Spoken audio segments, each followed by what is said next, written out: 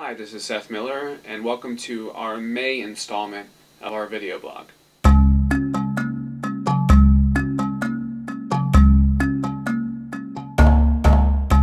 Today we're going to talk about two main things. First, the legislative session has ended, and we'll do a post-mortem on what the legislature did and what the legislature didn't do and how it affected our work here at the Innocence Project of Florida. And then we'll talk about this wonderful event that we're having in Safety Harbor, Florida, called a Night of Heroes in June, that will be to celebrate our DNA exonerees here in Florida and celebrate and benefit the work of the Innocence Project of Florida. So first we'll start with the legislative session. As you know, when March and April and the first week of May come, in Tallahassee is an insane place. It's the capital of our state, and we are overrun with lobbyists and special interest groups and all sorts of other people who are here to see how they can benefit from the legislature. Now, every once in a while, the Innocence Project of Florida and the wrongfully convicted have pieces of legislation that go through the legislature that are going to help them. And we're not a strong interest group or a lobbying group, but our exonerees do have a story to tell, and most times the legislature is willing to hear it. And this year, we had one main piece of legislation and a budget provision that was going through the legislature that we're going to talk about. The first is our witness identification reform bill. Now, in previous installments of the video blog, we had talked about this. This is a piece of legislation that would reform the way we do identification procedures in Florida by basically mandating that all photo lineups and live lineups have to be done in a certain way to remove suggestiveness and increase reliability. So basically they would be done in a way that is supported by best practices that have been proven by 20 years of social science in the social science community. So a good piece of legislation. We're supported by, sponsored by Senator Joe Negron, a strong Republican in the Florida Senate, and we were moving along, well into April, and then all of a sudden we hit a roadblock, and the House watered down the bill. Now the Senate, right at the end of April, passed this really good provision in Senate Bill 1206, and it passed the whole Senate. In fact, it passed it twice, and unfortunately the House decided to not take it up.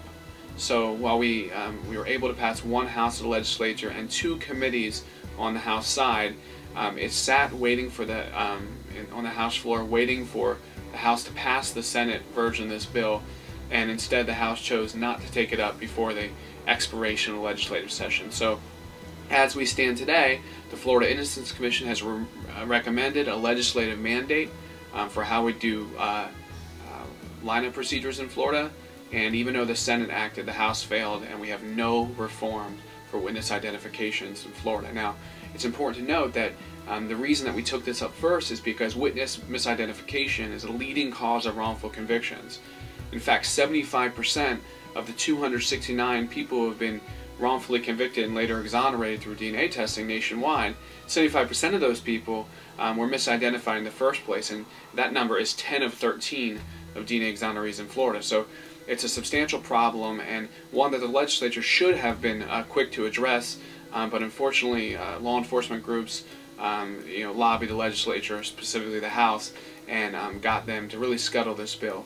Now what I can tell you is that all your support, all your responses to our action alerts really help move this bill along, but ultimately we're going to have a stronger voice next year, have a better sponsor on the House side, and we're going to go at it again. And we're not going away, and this issue's not going away, and we're going to keep getting more people out of prison, and more people will show more people have been misidentified, and it'll help bring light to this problem even more. And it's our hope that next year when we come back with another year of the Innocence Commission under our belt and more exonerations, there will be the political will at that time to pass this law and really make a difference in preventing wrongful convictions in Florida. Now that's the bad legislative result. We have a good legislative result as well, and that is that after a little bit of hairy negotiations, the legislature put $246,000 in their budget for next year for the Innocence Commission. Not the Innocence Project of Florida, but the Innocence Commission, which is housed in the Florida Supreme Court. We've talked about it before. Its goal is to look at the cases of wrongful conviction that happened in Florida and study them, try to figure out why those wrongful convictions happened. And once we've identified the causes of wrongful convictions, things like witness misidentification, false convictions, use of jailhouse informants, unvalidated science, and prosecutorial misconduct, and bad defense lawyering. And then we can start to think about, and the Commission is doing this, think about how we can change the way our judiciary works, change the way law enforcement practices, change the way lawyers practice to help prevent wrongful convictions in the future. So it's a good win for the Innocence Commission. They'll be around for at least another year to do their work. Now, we're done with the legislature. Now we're going to move on to some more fun stuff. And we have this wonderful night coming up on June 4th at 7 o'clock at the Safety Harbor Spa and Resort in Safety Harbor, Florida, which is just north of Tampa near Clearwater, Florida. And we're having a Night of Heroes, which is a celebration gala to celebrate our 13 DNA exonerees in Florida, as well as benefit the work of the Innocence Project of Florida, so we can continue to do our work and get more exonerations and free innocent people from prisons. It's going to be a wonderful night filled with red carpets and celebrities and great food. And some of the celebrities that we have, it's being hosted by famous actor Danny Glover. We have a number of celebrities and athletes such as Gil Bellows and Derek Brooks and Josh Freeman from the Tampa Bay Bucks, Hulk Hogan of WWF wrestling fame, Tyrone Keys and Yo Murphy, Mark Royals, Barrett Ruud, also from the Tampa Bay Bucks, Gary Sheffield, who is a baseball player, is retired now, who I believe he hit over 500 home runs, and also Antonio Tarver, who's a professional boxer. It's going to be a wonderful night. It's going to have 5-course meals by executive chefs at the Spa and Resort, and it will be emceed by a local news TV personality. So it's going to be, again, a nice night where we can come and celebrate the work of the Innocence Project of Florida. And you can get ticket information by going to our website, www.floridainnocent.org, and there's a little icon right on the front of the page for the Night of Heroes. Tickets are $125, and you need to order your tickets. You can do it right there through PayPal before May 27th if you'd like to come, so we can give a good head count to the Spa and Resort, so we make sure we have food for you.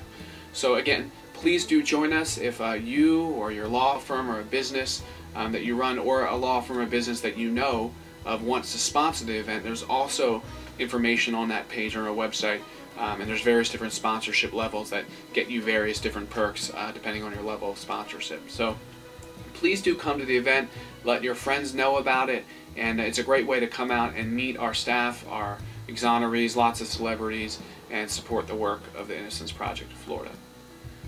Now, if you want to take part in a continuing running conversation about wrongful convictions and criminal justice issues generally, you can visit our blog Plain Error on our website, www.floridainnocence.org. And if you go to our website, you can also find different ways to help our cause, one of which, of course, is contributing by pushing the donate button on our website and contributing financially to our cause. So that's it for this month, and we'll see you next month for our June video blog. And until then, you have a good month, and we'll talk to you soon.